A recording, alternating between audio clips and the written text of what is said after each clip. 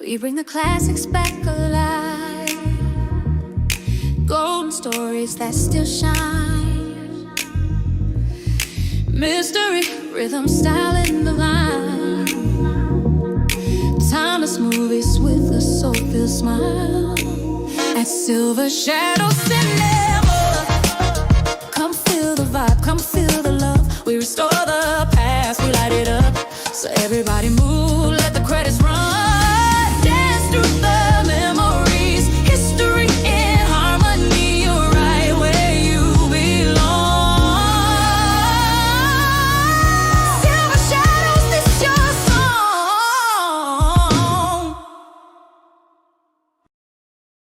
What if you committed the perfect crime and then had to sit on the jury judging it? Tonight's film, The Strange Mrs. Crane, 1948, directed by Sam Newfield, tells the story of a woman trying to escape her past, only to be dragged back into it in the most dangerous way imaginable. Starring Marjorie Lord, this gripping film noir blends murder, deception, and courtroom tension into one unforgettable story. Sit back and step into a world where secrets don't stay buried.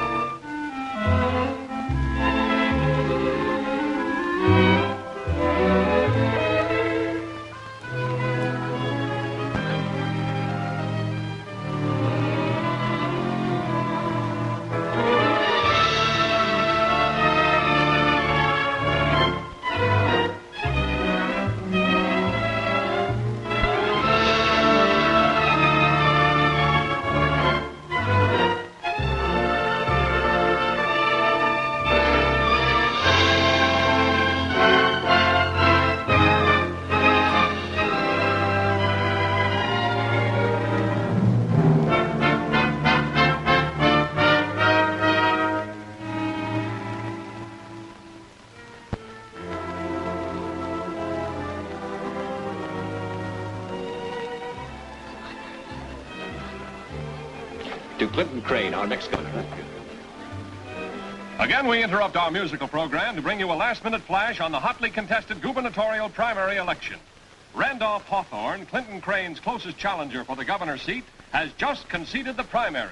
You got a picture, Mr. Crane? Yes, sir. Come on, Bill.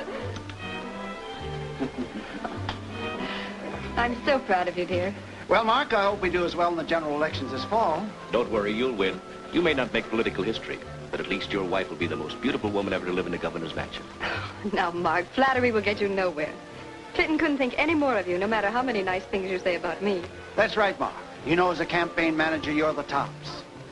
Who says two lawyers can't get along together? If you political experts will excuse me, I'll be back in a minute. Pardon me.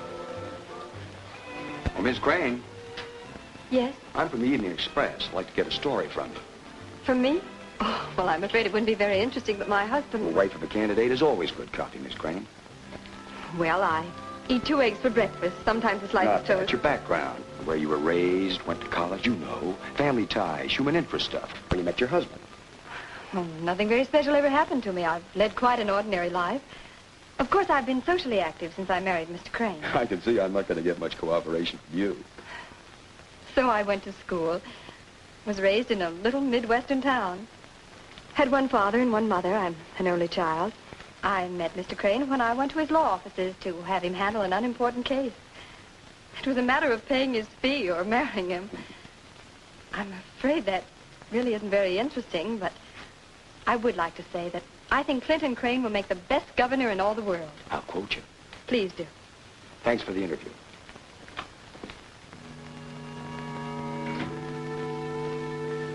It's a great night, Gina. Your life will be different from this point on. Well, I hope not too different. I've been very happy. And you're going to be happier.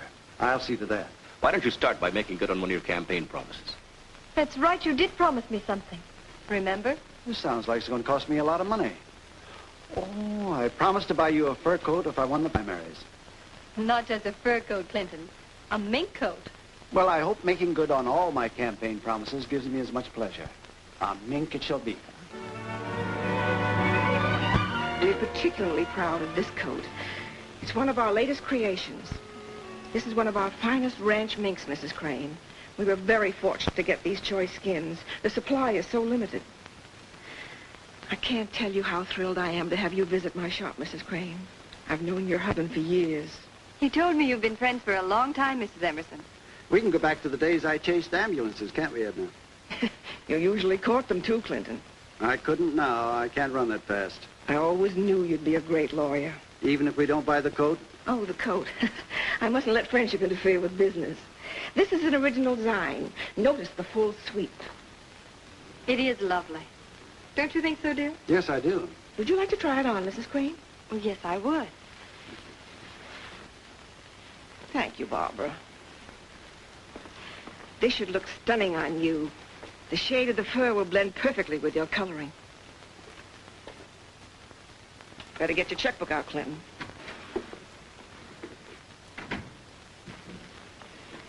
I think we've got a sale, Floyd. When you model a coat, we can't miss, baby.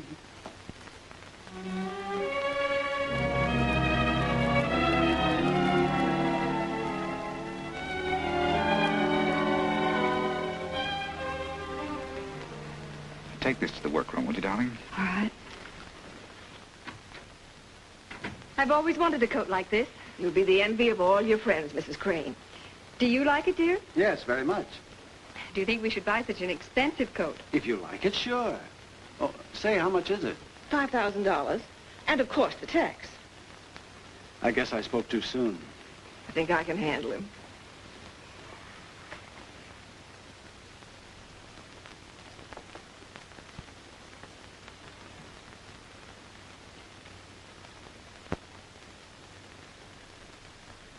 I told you you'd be wearing mink someday, Jenny. It's very becoming. May I compliment you on your taste? Oh, Mr. Crane, this is Floyd Durant, our assistant manager. Not Clinton Crane. Yes. It's an honor to serve you and your charming wife. I'd no idea you were the Mrs. Crane. I'd be very happy to deliver the coat personally.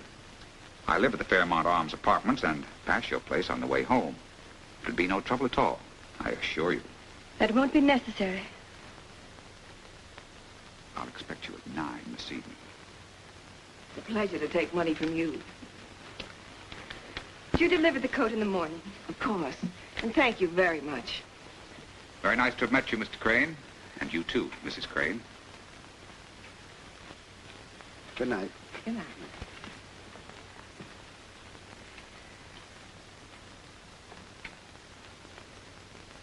I want you to leave her alone, Floyd. I don't know what you're talking about, Mrs. Emerson. Oh, no? Look, Floyd, I'm not going to stand by and see you make a fool of Barbara. Suppose I tell you I'm on the level. You'd only be wasting your breath. You're a good salesman, and I'd like to keep you. But if you want to stay here, you'll have to leave her alone. Why don't you tell the kid to stay away from me? That would only make you more interesting. No, Floyd, it's up to you to see that she gets over her silly crush. I insist upon it.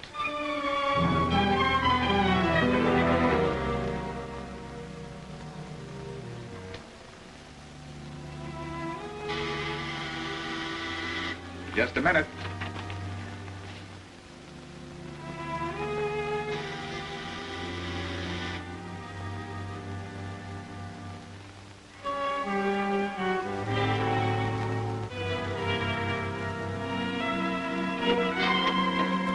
I saw your light out, darling, and figured you might be home.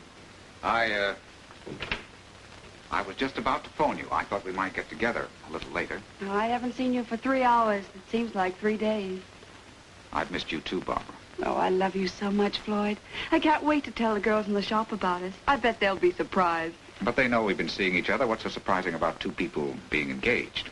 Maybe it's because one of the two happens to be a certain Floyd Durant. I've been warned against you.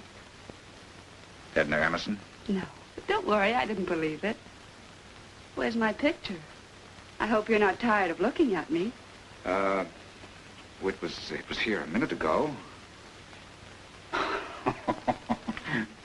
You must have fallen down. Sure I wasn't pushed?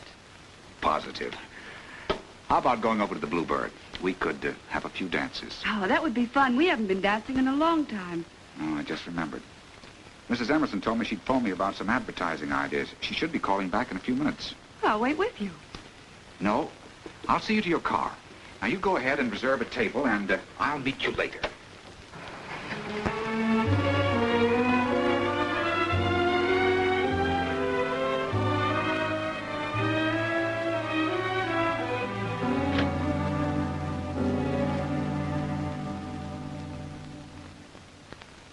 Sounded like my phone. Maybe it's Edna. I'll be right back. I didn't hear a phone ring.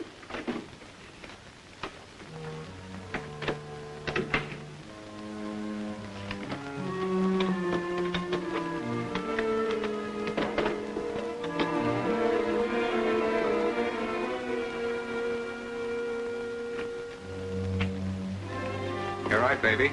It wasn't the phone.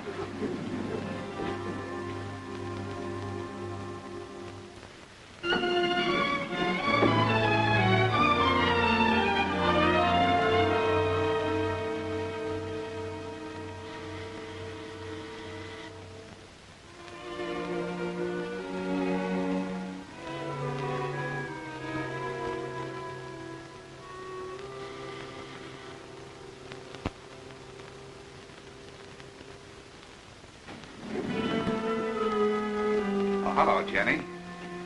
I must have missed you. I was waiting downstairs.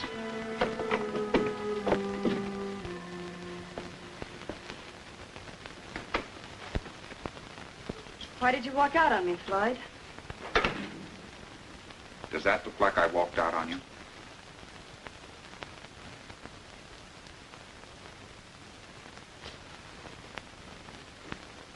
The police were hot on my tail, Jenny.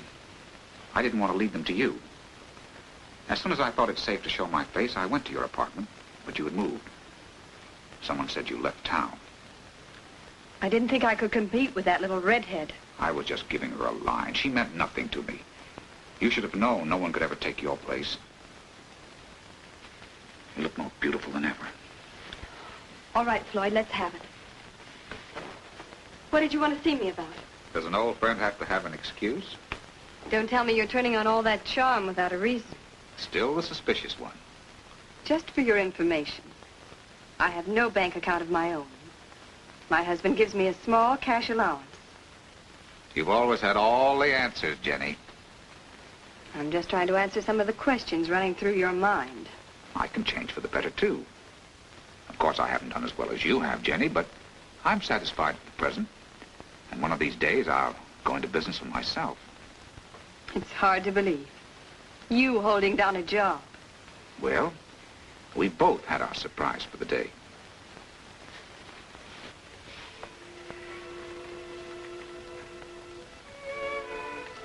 We had a lot of great times together, Jenny. And we did all right for ourselves until we got too ambitious. Remember old man Comstock in Chicago? He felt so hard for you, he wouldn't even go to the police. That's all past, Floyd. I never let myself think of those days. Your husband reminds me a little of Comstock.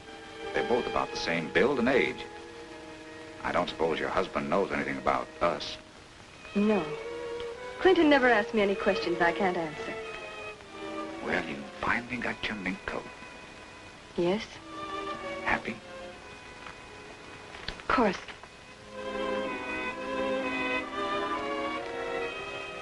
I've never been happy with anybody but you. That's all over, Floyd. I was an awful heel, Jenny, but I've changed. Now that we've found each other again, let's make the most of it. Jenny, baby, I still feel the same way, don't you? Oh, please, this is all crazy. Are you in love with your husband? He's been so good to me.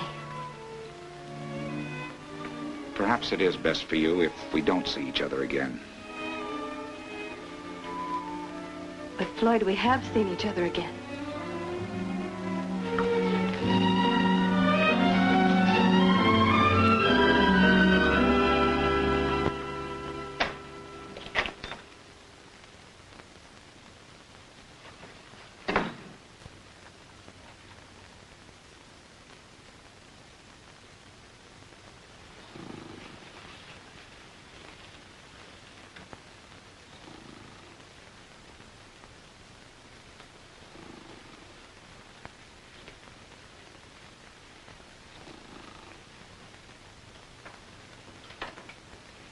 Clinton. Huh?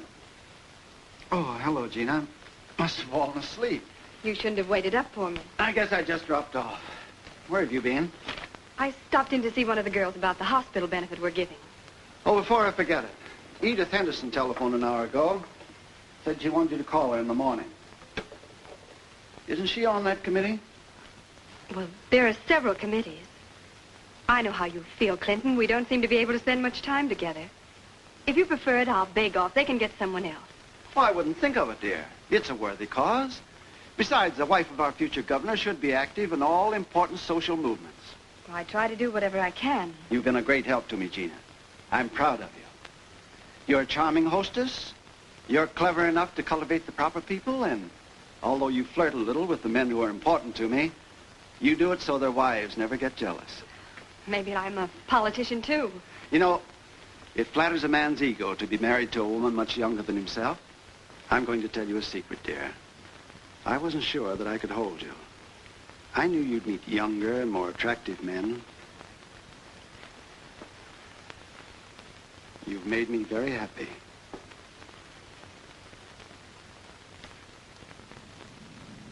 Gotta hand it to you, Jenny. You certainly have that man fooled. Clinton believes what he wants to. He's in love with me. And you're in love with the idea of being the wife of the governor? Of course. I'll have everything. Security, position, power. Everything I've ever wanted. I guess that lets me out, doesn't it? As we begin, notice how quickly the film establishes its central theme, reinvention. Mrs. Crane isn't just starting over, she's running from something. But in film noir, the past always catches up. You know, it wouldn't take much to blow that dream bubble of yours sky high. Why should there be a scandal? We can be careful. Nobody has to know. When I said I had everything, that included you. I guess you were meant to have everything. You haven't changed at all, Jenny, have you? Not so far as you're concerned. It's a beautiful night. Let's go for a walk along the beach. It's a good idea.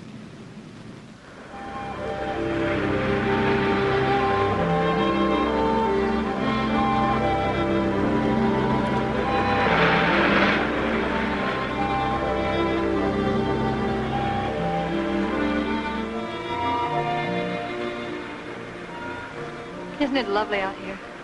Yes. Cigarette? Thanks.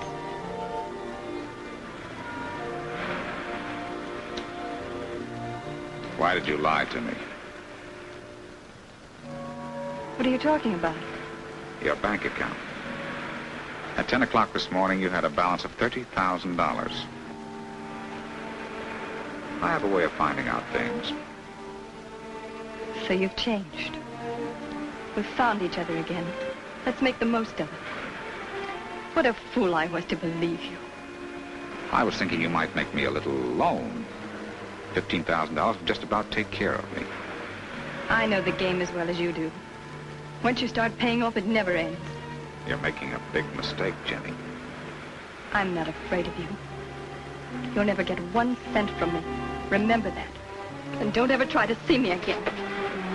Now, you're angry now, but you'll cool off when you realize how fair I am. Listen to me. And listen very carefully. If you interfere with my life again, I'll kill you.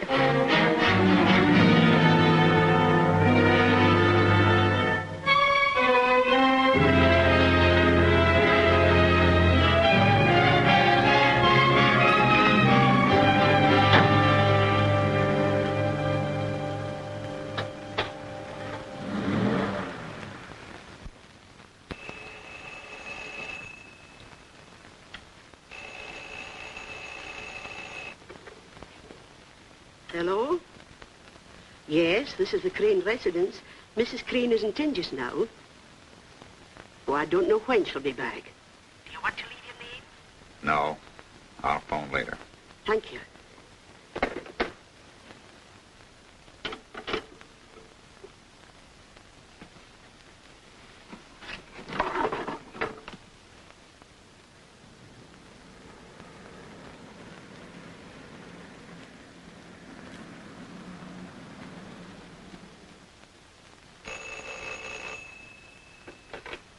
Hello?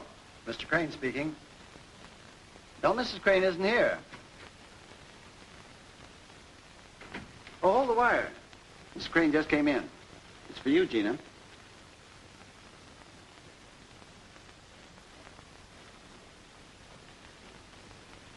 Hello, darling. Have a busy day? Yes, it's a rough job corralling votes. I'm glad I'm not running for president. Hello? I want to see you, Jenny.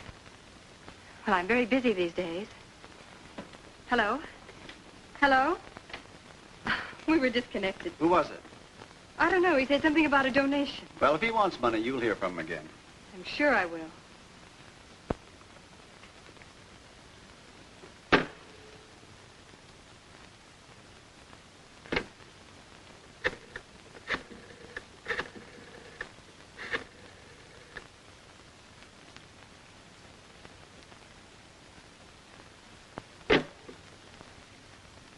And then I said, ladies and gentlemen, I'm not making idle promises. I give you my solemn word that I'll serve you faithfully. Don't you think that sounded sincere? What's the matter, dear? Something on your mind? Oh, just you. I think that was a lovely speech. Had me carried away, just like your audience. I beg your pardon, Mrs. Crane. There's a messenger boy at the door. Here's a letter. Wants to deliver it to you personally. That's strange. Well, don't worry about it, dear. Find out what it is. Of course.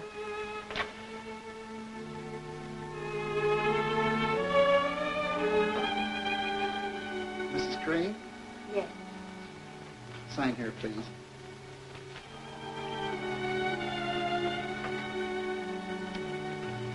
Thank you.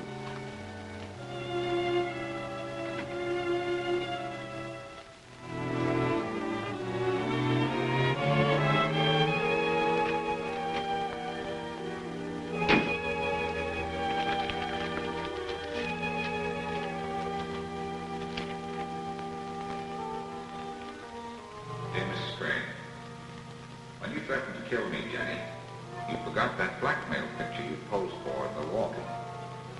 I'll be home at 8 tonight.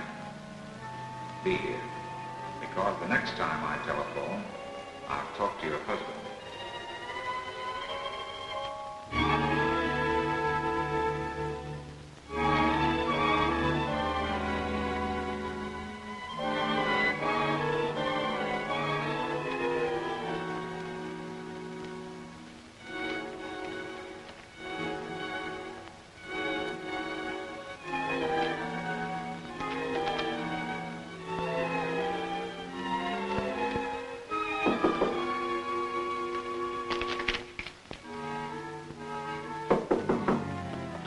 Come in.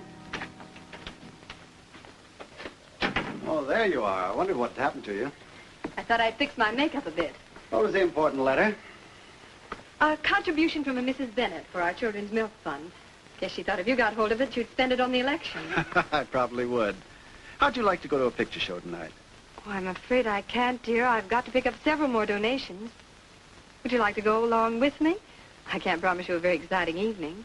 Well, perhaps I'd better stay home at that. I have a couple of speeches to write, some phone calls to make, and Mark Emery might drop over. You don't have to make excuses to me. I'll hang this up. No, I'll do it, dear.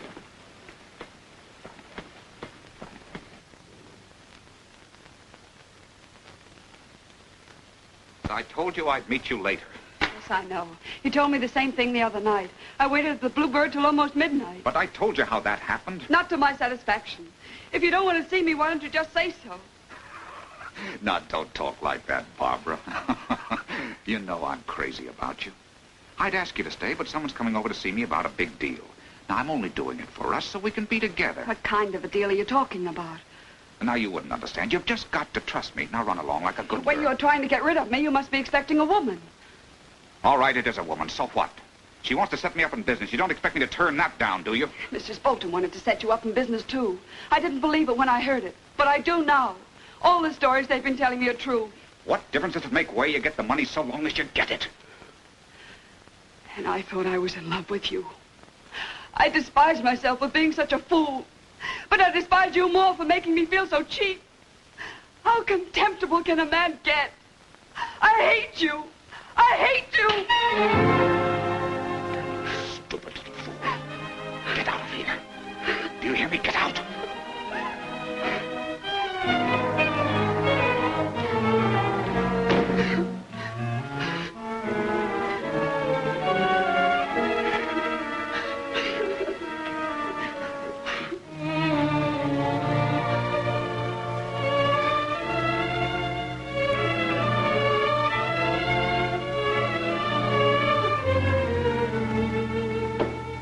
Come in.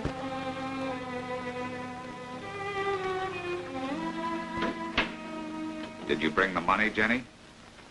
No, I didn't. We'll settle this once and for all. There's nothing you can tell the police, Floyd, that won't implicate you, too. I'm willing to risk a year or two in prison for dough like that. Remember, Jenny, you've got much more to lose than I have. I don't know why I bother even talking to you. I'll go to your husband. He'll pay plenty for this. Let me see it. Mustn't touch. Shows you to good advantage. The gentleman with you was named Montgomery, wasn't he? Owned a chain of drugstores. What's the least you will take for it? $15,000. You've $30,000 in the bank. That's only half. Remember, Jenny, we always split 50-50. I can't touch any of that. It's a joint account. My husband would know. How much can you spare now? 1,500. Maybe 2,000. I'm not interested in petty cash. Mr. Crane's at home, isn't he? Please don't call him. I'll think of something. Never thought Jenny Hadley would be pleading with me to lay off. Floyd, you've got to give me a chance. You're right, I have got too much to lose. I've got some jewelry. We seem to be talking about two different things. I want money, not trinkets. Oh, is this the Crane residence? I'd like to speak to Mr. Crane, please. Yes, I'll hold the phone. Can't do that to me.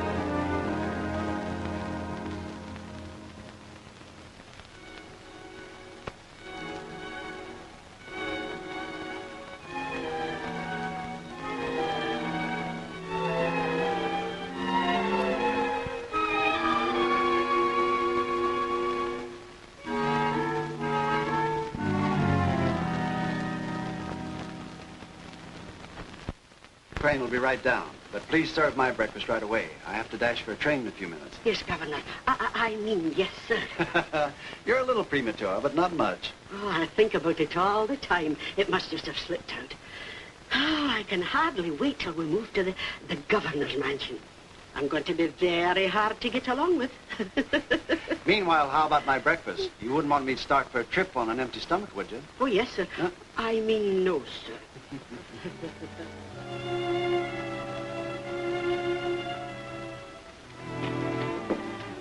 Good morning, Mrs. Crane. Good morning, Nora. Good morning, dear. Morning, Gina. You must have had nightmares last night. You rolled and tossed, talked in your sleep. I did. Yes, you kept saying something over and over and over again. I couldn't understand a word you said. Next time I'll try to be more considerate. Are you all packed? Yes. Even remember to pack your picture. Well, I should have gotten up with you. Did the paper print the speech you made at the Rotary Club? Not a word. Here. Remember him?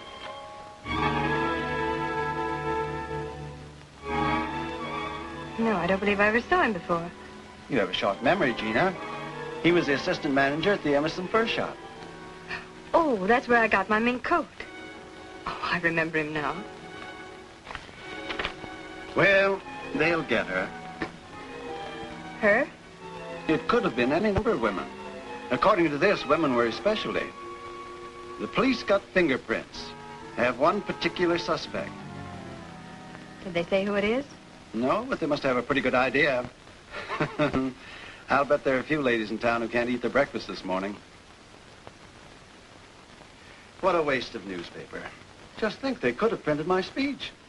Haven't you more interesting, dear? I don't know how you do it. You always manage to say the right thing at the right time. Well, dear, I've got to hurry. I want to stop at the office before I catch the train.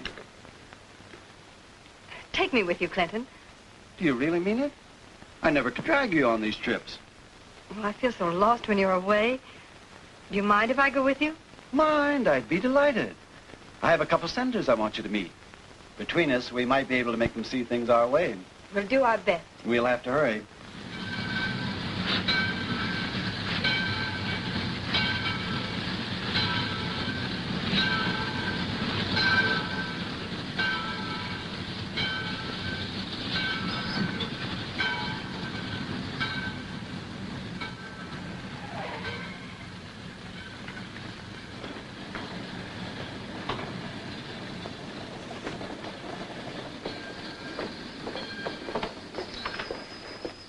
You stay right here. I'll meet you as soon as I check the baggage.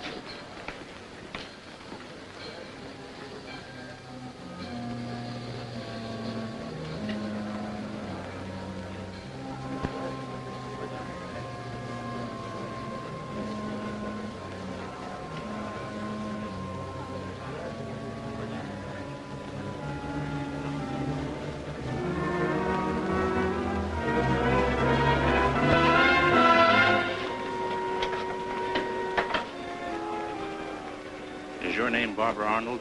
Why, yes. Thinking of leaving town? I plan to visit some friends up north. Certainly made up your mind in a hurry. You didn't even tell your boss you weren't coming in today. What's this all about? Will you please tell me? You're under arrest. Under arrest? For what? Murder? Whose murder? Floyd Durant. Come along.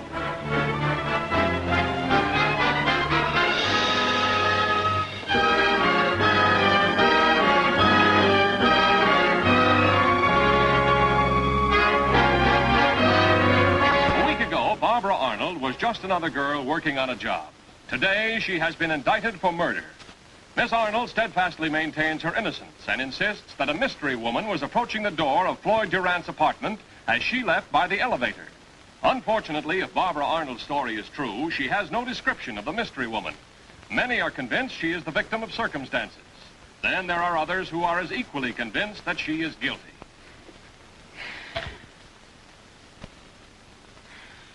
The least we could do is get her a good lawyer. Well, I tried to warn her. I knew something had happened, but I never dreamed it'd be anything like this. How can they even think that Barbara would do a thing like that? She was in his apartment about the time he was murdered, and that's enough for the police. I'll get her the best lawyer in town. We can't let her down. I'll help. Well, I will, too. Don't worry, I'll take care of everything.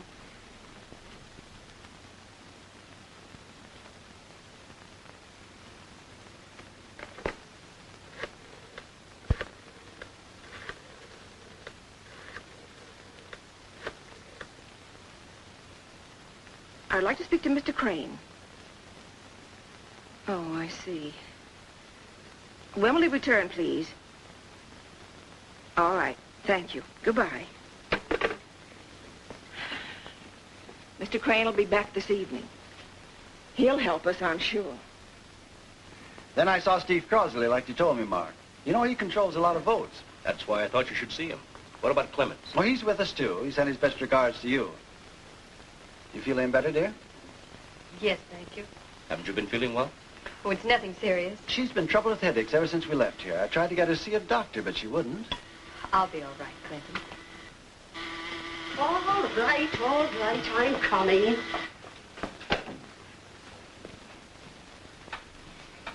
I'm Mrs. Emerson, Edna Emerson. I'd like to see Mr. Crane. Is he expecting you, Mrs. Emerson? No, we're old friends. It's very important. Oh, will you wait here, please, and I'll tell him you're here. Thank you.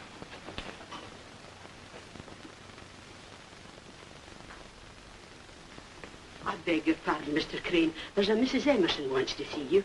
She says it's very important. You'll excuse me?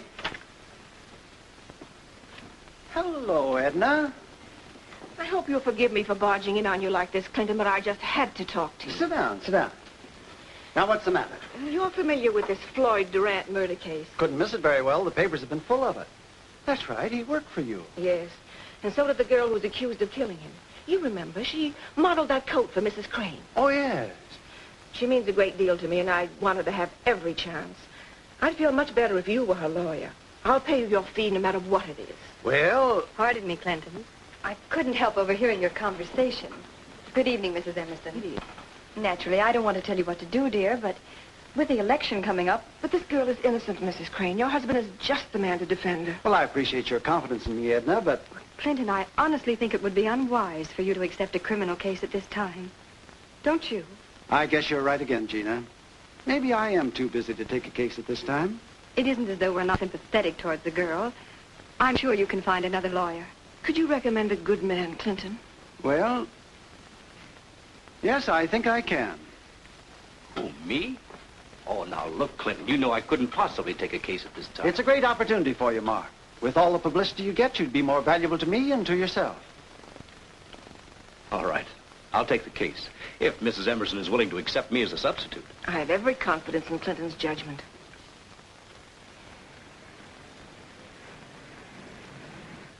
Mrs. Emerson wanted me to see you. I'm going to act as your lawyer. That is, if you'll have me. I believe that's been taken care of. The public defender has been assigned to handle the case, Mr. Watson. I've already told him I'm taking over. Well, maybe I should have consulted you first. With all due respect to Mr. Watson, like most public prosecutors, he's a very busy man. With me, you'll be sort of a special client. I'm afraid you don't understand, Mr. Emery. Mark Emery. I can't afford to pay a lawyer. Mrs. Emerson's already taken care of that. I want you to give me a chance to defend you. Well, now, you don't want me to have to give Mrs. Emerson her money back, do you? She's always been so kind to me, and for no particular reason except that she liked me. Well, I can understand that, and I think it's a very good reason. Well, now that you've accepted me as your lawyer, I want you to tell me everything, exactly as it happened. Well, there's nothing I can tell that I haven't already told the police. This woman you talked of, the mystery woman, do you have any idea who she might be? No. Well, I guess I'll have to dust my junior G-man badge and go to work. We've got to find out who she is. And at least you didn't ask me if I really saw her. I want to thank you, Mr. Emery, and Mrs. Emerson, too. You will tell her how very much I appreciate this. It's the first ray of hope I've had. Say, Mark, you're doing all right. How many times in the last 3 weeks do you suppose your picture has been in the paper? I've lost count. If you could get an acquittal in this case, you'd be the biggest man in town. I'd like to, for Barbara's sake. Personally, I think she's guilty. You're wrong, Clinton. I invited Mark here for a nice, quiet evening, not to argue his case. I'm sorry. It really was my fault. We were only talking, dear. Go on. What were you about to say? There is a mystery woman. There were probably lots of mystery women in this Floyd Durant's life. Not like this one. I've already spent more than half my fee for investigation. Been holding back on us, eh, Mark? No, I haven't too much to work on. But I do know that this woman was mixed up in a blackmail deal with Durant in Milwaukee. My investigators got that much from the local police. Did you get a description of the woman? Yes, from her landlady. She was about 5'4", blue eyes, very attractive. Well, I feel like Gina. She wasn't the only woman in Durant's life. We're not trying to discourage you, Mark, but it does seem a little far-fetched that these two should get together after, well, it must have been quite a few years. No, he meant a lot to her. If she knew where he was, she'd follow him. Or so she said in a letter to Durant that I managed to get hold of. You're just... Now the tension tightens. What seemed like a clean escape is unraveling fast. When blackmail enters the picture, the stakes shift from fear to survival. And every decision from here on out comes with consequences. Grasping for straws, Mark. No, I'm not. We can crack this case if only I can track down Jenny Hadley. Jenny Hadley? Yes, she's a mystery woman. Oh.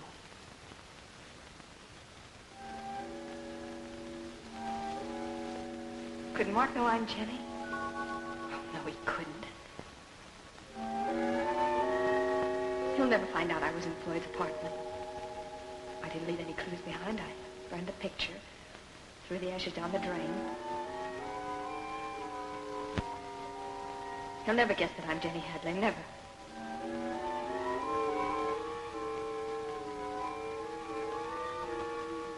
Mark can't trace Floyd's murder to me. I was too smart. Yes, that's it. I was too smart.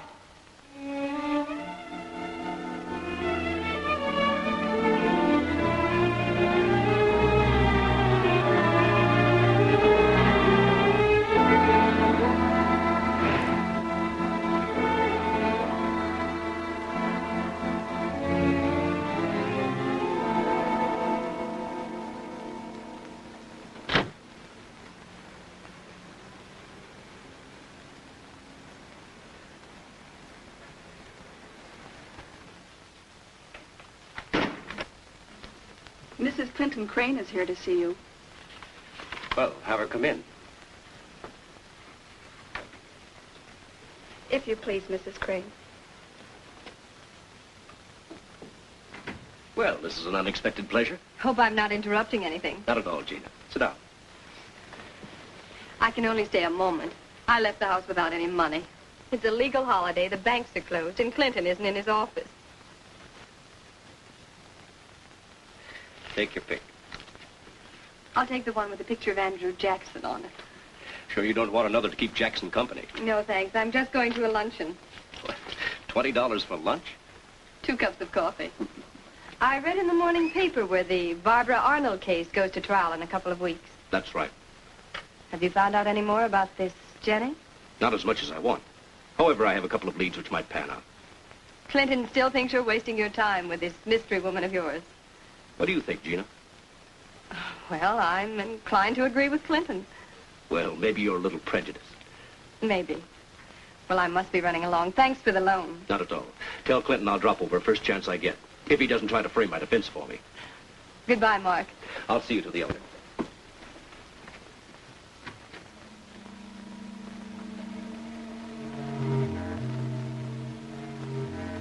Oh, you Mr. Emery? Yes. Well, I have an apartment down the hall from where Floyd Durant lived. I'd like to talk to you. Of course. You'll excuse me? Certainly. Come right in.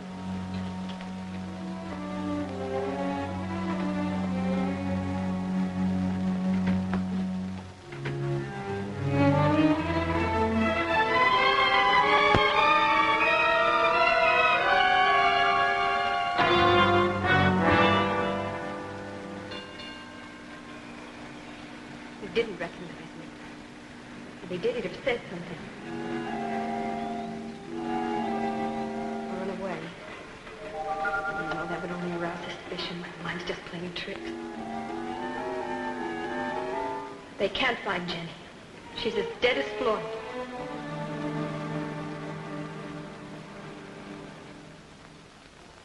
Mark must be very busy. I haven't seen him in over a week. Did you pay him the 20 I borrowed? Of course. It's a fine place to put the mail. Must have been there for days.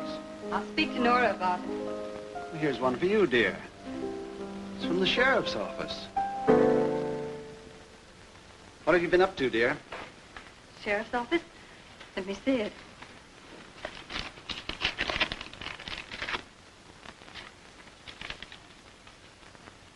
Oh, it's for jury duty. Didn't know you were in line for it. When were you interviewed by the jury commission? Oh, some weeks ago. Clinton, you can get me out of this, can't you? Why? Well, I've so many things to do. Well, Gina, I'm surprised. It's your duty to serve. Here, let me see that again. Judge Benson's court. Must be the Arnold case. But I know Mark so well, it wouldn't be right for me to... Well, I'm sure that wouldn't influence your decision. You'd vote according to your convictions regardless of Mark. And it's great publicity for me. Say, you're due in court today for an hour. Please, Clinton, There'll be photographers. We'll get write-ups. Wife of future governor takes duty as citizen seriously. Don't you understand? It might do us a lot of good. Yes. It might at that. I'll drive you down to court myself. You get your things, I'll get the car.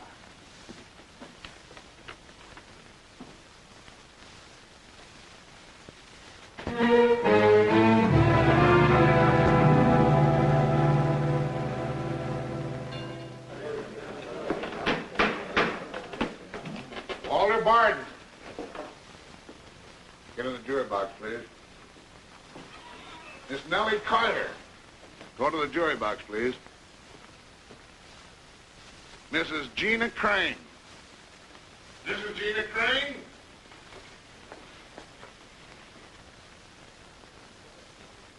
Mrs. Gina Crane, please. Here she is. Have her go to... Oh, go to the jury box, please, Mrs. Crane.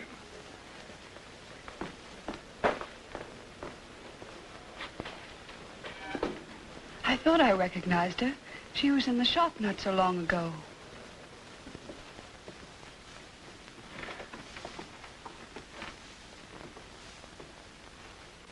Tell me, Mr. Barton, have you formed an opinion as to Miss Arnold's guilt or innocence? Well, not exactly. What do you mean, not exactly? I thought you said you were unbiased. Well, you just can't help having some idea. I challenge Juror Barton for cause. Juror Barton may be excused. If you should be selected as a juror, could you truthfully say that you would be unbiased? Yes. Mrs. Crane, did you ever meet the defendant? Yes, I bought a coat at Emerson's fur shop. She worked there. Would this acquaintance influence your verdict anyway? Of course not. Have you any qualms about capital punishment if a woman is found guilty of murder? No. Mrs. Crane, did you by chance ever know Floyd Durant? No. Well, if you remember seeing Miss Arnold, surely you must remember him too. I do, but I never knew him. Mrs. Crane would be a satisfactory juror so far as I'm concerned. Mr. Emery, you may question Mrs. Crane.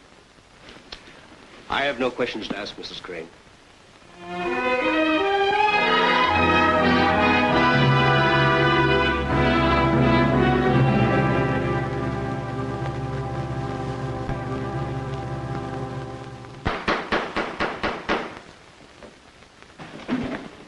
Orders now in session. You solemnly swear at the evidence you're about to give in this case to be the truth, the whole truth, and nothing but the truth, so help you God? I do. Mr. Neal, you are a fingerprint expert? Yes, sir. Are you positive the fingerprints on the paper knife were made by the defendant? Yes, sir. Will you show the court how the knife must have been held to form those prints? Sure. She must have held it like this. I told him not to see Barbara, but he wouldn't listen to me. I understand he was quite a salesman, Mrs. Emerson. Yes, he was. Did he ever cause you any anxiety besides his attentions to Miss Arnold? Some, but nothing too important. And you told Barbara he wasn't the type of man she should consider marrying? No, I was afraid to. Sometimes women marry men just to reform them. Could you tell me if Durant ever mentioned a woman by the name of Jenny Hadley?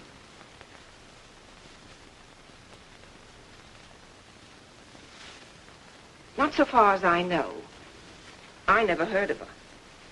Thank you. Yes, Mr. Arnold was a frequent visitor at Mr. Durant's.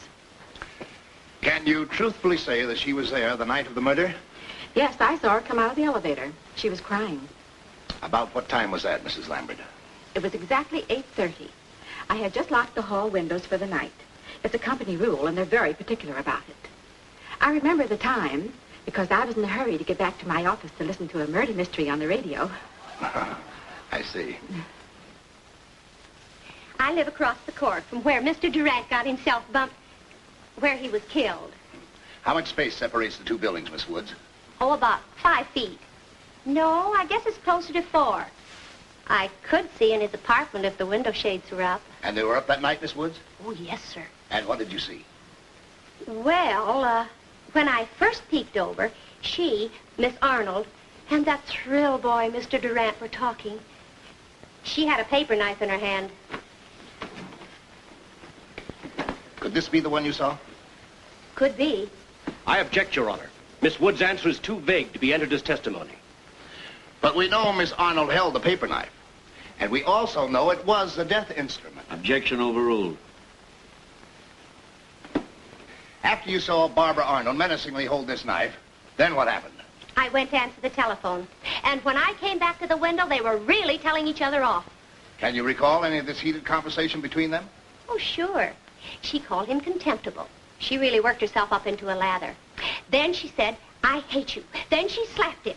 Then Floyd told her to get out. Then what? The telephone rang again. Oh. And when you got back to the window? Oh, I didn't go back to the window. Got myself a date and went out. Had a nice time, too. That bluebird is some joy. Did you ever see the floor show? I know. That will be all, Miss Woods. Thank you very much.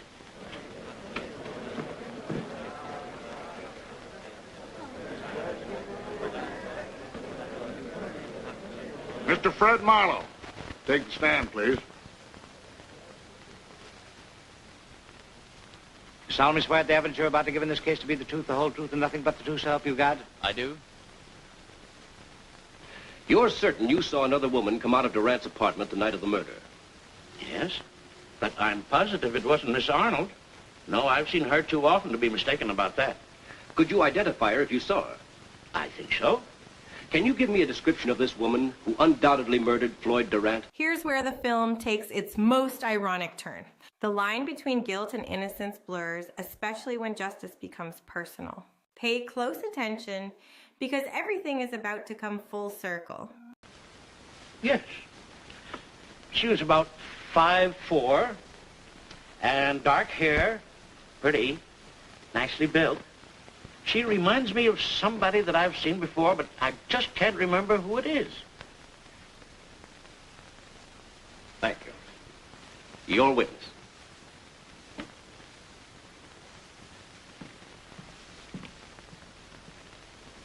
Isn't it a fact, Mr. Marlowe, that you are very nearsighted?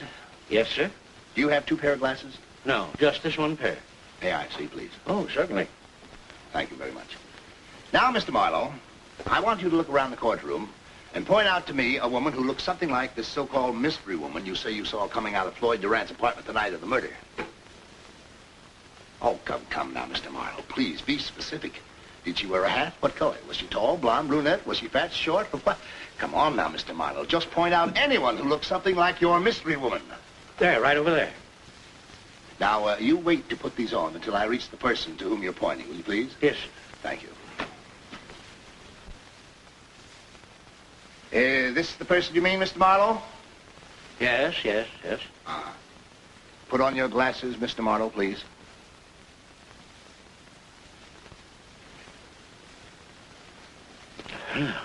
Gee, I guess I do need glasses, don't I? You certainly do.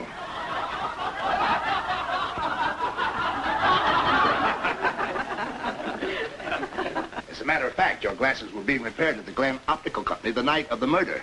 Isn't that a fact? Yes, I'd forgotten. Thank you, Mr. Marlowe. That'll be all.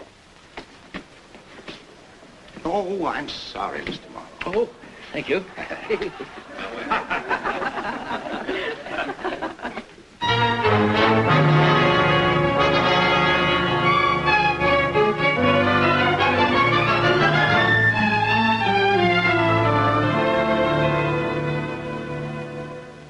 I didn't kill him. I didn't kill him, I tell you.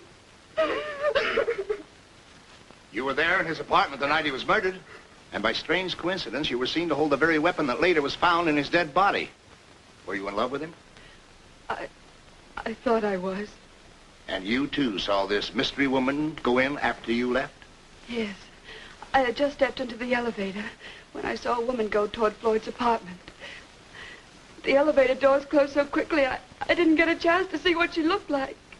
You've got to believe me, Mr. Flanagan. It doesn't make much difference what I believe, Miss Arnold. It's what the jury believes. Isn't it strange that when a woman in love sees another go into her sweetheart's apartment, she isn't even curious enough to see who it is? Why didn't you go back and see who it was? I didn't care. I never wanted to see him again. You made certain of that. I object, Your Honor. Objection overruled. I didn't do it. Someone must believe me. Someone must believe me.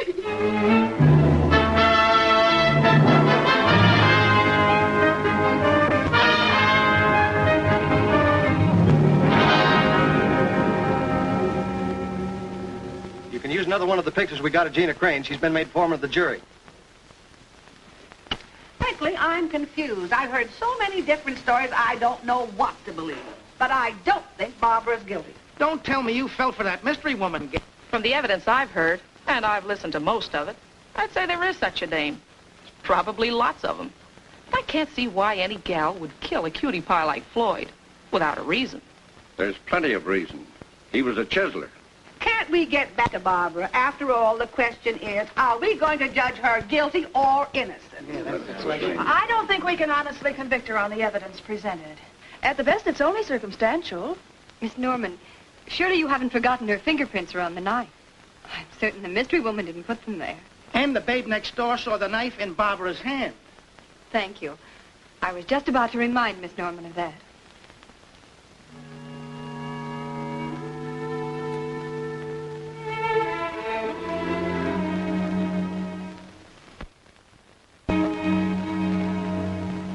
The motive is clear. It was brought out in many different ways during the trial. Barbara expected Floyd to marry her. And when he told her his intentions were not serious, well, she even admitted on the stand that he ordered her out. She killed him. It was cold-blooded murder. Well, tell me, Mrs. Crane, if Barbara was guilty, why do you think she waited until next morning to run away? Yeah. If I'd killed a guy, I couldn't get out of town fast enough. She evidently figured she had nothing to fear. At that time, she didn't know she'd left her fingerprints on the knife. Say, you talk like a lawyer. I guess I get that from my husband, Mr. McLean. I'm the last person in the world that would want to see an innocent person convicted of a crime. But I'm convinced of Barbara Arnold's guilt. I'd stake my own life on it. That's good enough for me. Well, I'm convinced. Let's take a vote. I want to go home. My wife's going to have a baby, and well, I've never been home yet when she's had a baby.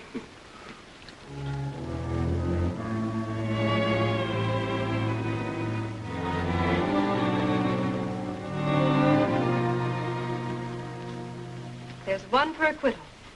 I'm the one who held out. Say, we all can't be wrong. Well, I don't believe in capital punishment. Well, this is a fine time to make up your mind. But you said on the stand you had no qualms about capital punishment. Say, that's perjury or something. Well, I meant it when I said it on the stand, but then I got to thinking it over, and, well, I just couldn't. And she seemed so sure about that mystery woman. She didn't give Floyd Durant a chance to think it over. You know she's guilty. There was no mystery woman. That was completely disproved. Mrs. Crane, your husband thought you might need this. Thank you. There is no news on the Barbara Arnold case, except that the jurors have been unable to reach a decision. What do you want to do, give the dame a medal for bumping him off? You're being very unreasonable, Miss Norman. Really you are. You're just being stubborn, that's what. Barbara Arnold is guilty of murder, Miss Norman. I think we should let the law take its course. Let's take another vote.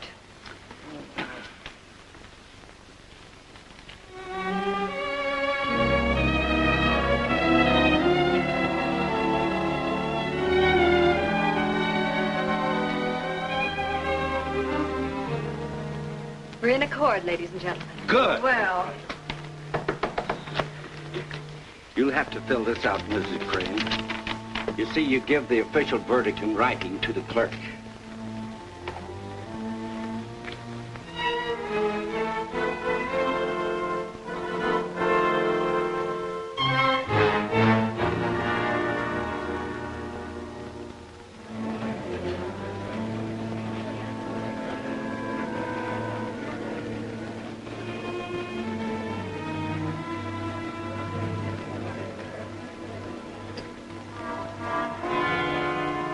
Ladies and gentlemen of the jury, have you reached a verdict?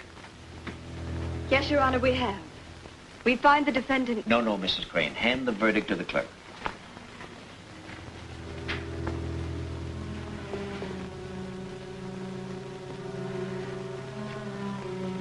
Oh, you put it in your coat pocket, Mrs. Crane.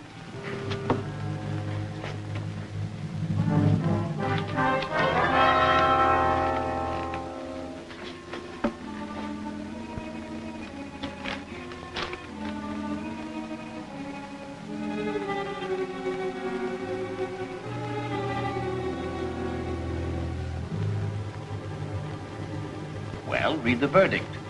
There's some mistake, Your Honor. Will you please read the verdict? But, Your Honor, this isn't... Read it. Yes, Your Honor. Dear Mrs. Crane, when you threatened to kill me, Jenny, you forgot about that blackmail picture you posed for in Milwaukee. I'll be home at 8 tonight. Be here. If you're not, the next time I telephone, I'll talk to your husband. Floyd.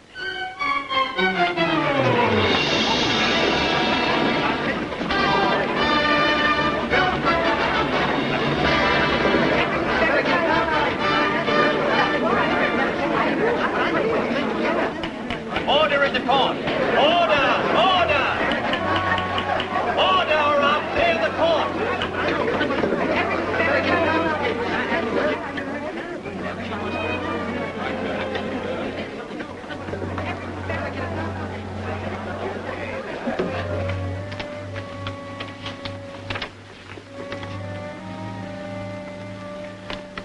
The verdict was guilty. The Strange. Mrs. Crane is a perfect example of late 1940s noir.